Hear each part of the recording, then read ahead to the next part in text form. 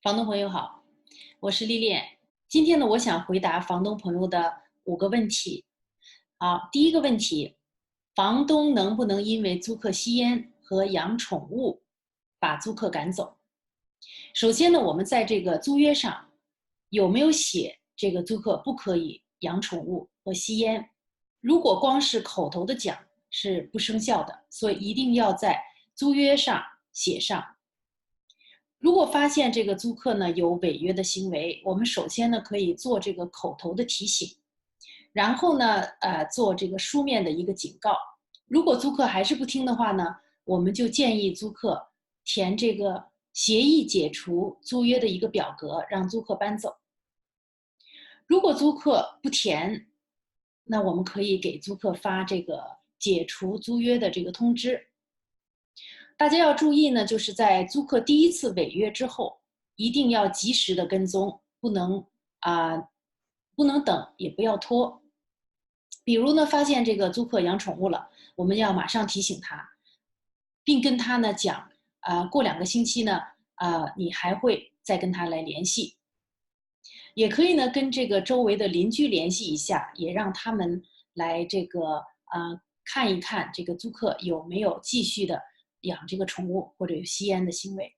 总之呢，就是不要提醒完之后呢几个月都不闻不问。事情最好解决的时候是刚刚发生的时候。好，这是第一个问题。好，第二个房东的问题呢是，租客可不可以因为房东不做维修而拒绝交租？好，这个回答呢是不可以的。首先呢，房东有这个义务来确保居住环境的安全呀、舒适、基本设施的正常使用。如果需要维修和那个维护的地方呢，应该尽量的而且及时的去处理。如果房东没有履行这个义务的话呢，租客可以到这个租赁管理处去投诉，要求赔偿，但是呢，不可以不交租金，或者因为这个原因而抵扣这个租金，是不可以的。第三个问题，我们的租约是不是偏向租客的？这个问题呢，我不能完全的认同。当然呢，有一些条款是不利于我们这个房东的，比如说呢，租客没有违约的情况下，很难让这个租客搬走。如果你的这个房子呢不是用来自住，或者有这个长期出租打算的话，那在你这个投资之前就要考虑清楚。租约呢是保护这个房东和租客双方的这个权益的，最主要呢是房东要知道租约对我们房东有哪些规定，也要了解租客什么样的行为是这个违约的行为，然后我们要怎么样去及时的来处理。大家细想一想，其实很多的麻烦都是在于这个房东对这个租约不太了解，没有按照这个租约办事。很多情况下呢，这个法庭判定是租客违约，需要他们交这个罚金，但是呢，这个租客没有办法交付这个罚金。这个呢不是这个租约的问题，而是呢我们这个法律程序的问题。就像我原来讲的，要想这个避免有麻烦的租客，最好是把这个筛选工作做好。所以呢，做好筛选是最重要的。第4个房东的问题呢是，房子尤其是分租的房子，我们水电费如何的付？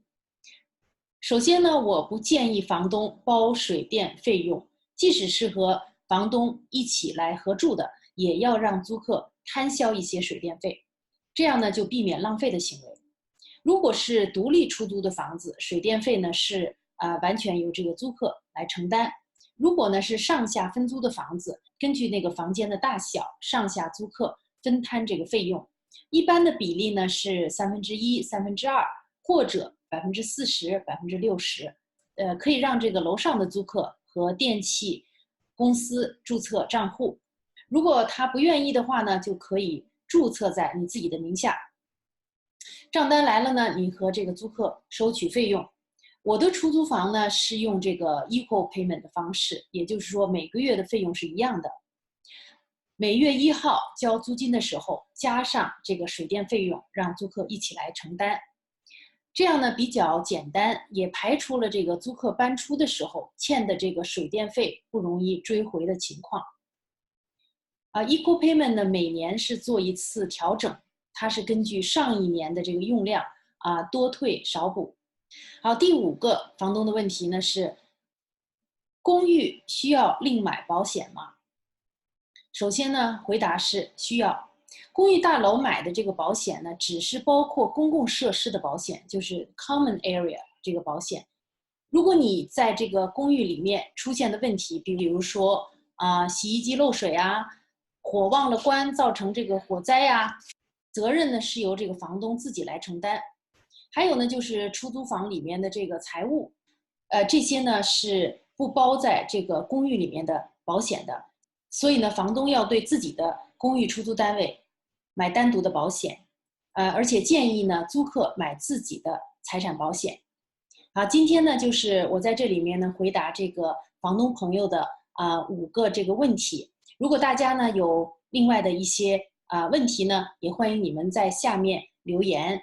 如果呢你喜欢我的视频呢，就帮我点赞，也欢迎大家每个星期六继续的关注我的视频。好，谢谢大家，我们下次见。